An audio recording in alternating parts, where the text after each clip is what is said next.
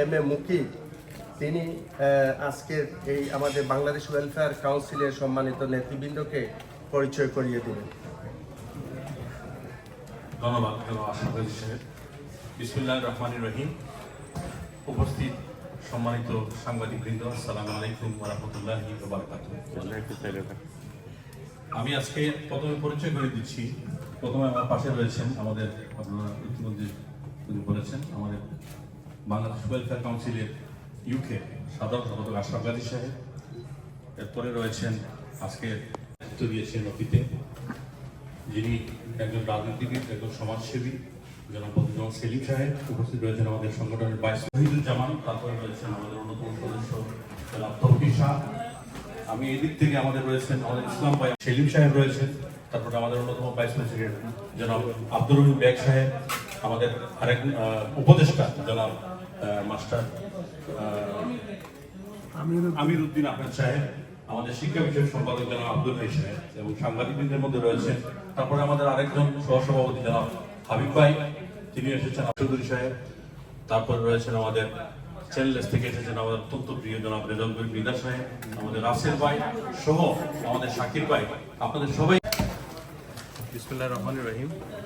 আজকে আমরা মূলত আপনারা জানেন আমাদের ব্যানারে লেখা আছে আমাদের সিলেটের যে বিমানবন্দর, অত্যন্ত পুরনো একটা বিমানবন্দর, উসমানী আন্তর্জাতিক বিমানবন্দর, যেটা নামে আন্তর্জাতিক বিমানবন্দর, কিন্তু বাস্তবে আমরা দেখতে পাই এখানে অন্যান্য এয়ারলাইন্সগুলো নামতে পারে না।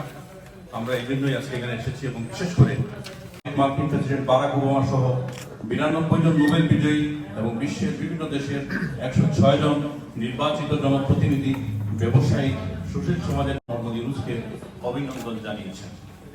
লিখিত বক্তব্যে তারা বলেছেন, বাংলাদেশের অন্তর্বর্তীকালীন প্রধান নোবেল শান্তি পুরস্কার বিজয়ী মোহাম্মদ ইউনূসকে অভিনন্দন এবং আন্তরিক শুভেচ্ছা জানাতে পেরে আমরা আনন্দিত। বাংলাদেশের জনগণের মতো ডক্টর ইউনূসও স্বৈরাচারিতার শিকার, গণতান্ত্রিক এবং ছাত্র নেতৃত্বাধীন বিক্ষোভের ফলশ্রুতিতে স্বৈরাচার উৎখাত হয়েছে। ডক্টর মোহাম্মদ সালে লন্ডন রুটে সরাসরি ফ্লাইট চালু পর সিলেট উসমানী আন্তর্জাতিক বিমানবন্দরকে বন্দরে পর্যাপ্ত সুযোগ সুবিধা না থাকায় সেটি বন্ধ করে দেওয়া হয়। তারপর দীর্ঘ প্রায় 9 বছরের প্রতীক্ষার পর 2020 সালে আবারও চালু হয়। কিন্তু দুঃখজনক হলেও সত্য, বিমান লন্ডন থেকে সিলেট হয়ে ঢাকা গেলেও সিলেটের যাত্রীদের অনেক বেশি ভাড়া দিতে হয়। এমন বৈষম্যমূলক আচরণ অন্য কোনো দেশে কল্পনাও করা যায়? প্রবাসীদের দাবি, উসমানী বিমানবন্দরকে পরিপূর্ণ আন্তর্জাতিক সুবিধায় সমৃদ্ধ করা হোক, সেই সাথে ব্রিটিশ এয়ারওয়েজ সহ বিদেশি বিমান ওঠানামার সুযোগ দেওয়া হোক। বৈষম্য বিরোধী শিক্ষার্থীদের আন্দোলনের মাধ্যমে অর্জিত বিপ্লবের পর আমাদের যেন আর কোনো বৈষম্যের শিকার হতে না হয়, সে বিষয়ে সংশ্লিষ্ট সকলের আন্তরিক ভূমিকা একান্ত কাম্য।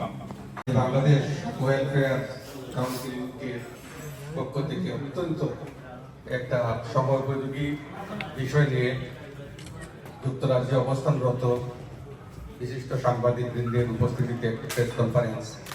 আমি আমার ব্যক্তিগত তরফ থেকে আমার যে প্রিয় ছোট ভাই দুজন আয়োজন করেছে, আব্দুল মুকিব এবং আশরাফ গাজী প্রেসিডেন্ট সেক্রেটারি, তাদের এবং আরো এই কমিটির সাথে সংশ্লিষ্ট সকলকে ধন্যবাদ জ্ঞাপন করছি। দেখেছি যে বর্তমান এই কেয়ারটেকার গভর্নমেন্ট ডক্টর ইউনূস সাহেবের নেতৃত্বে সরকারে আসার পর এখন যারা প্রবাসীরা বাংলাদেশে যাচ্ছে, আমরা শুনেছি, দেখেছি যে আজকে মানুষ এই মাত্র 1 মাসের ভিতরে বিমানের সুফলতা পাওয়া শুরু করেছে। এই যে লাগেজ, তারপরে ইমিগ্রেশন প্রবলেম যেটা ছিল আগে, বা লাগেজ পাওয়া ঘন্টার পর ঘন্টা দাঁড়িয়ে থাকতে হতো, এই ধরনের অবস্থা মাত্র উইদিন এ মান্থ এই সরকারের নেতৃত্বে এটা সম্ভব হয়েছে।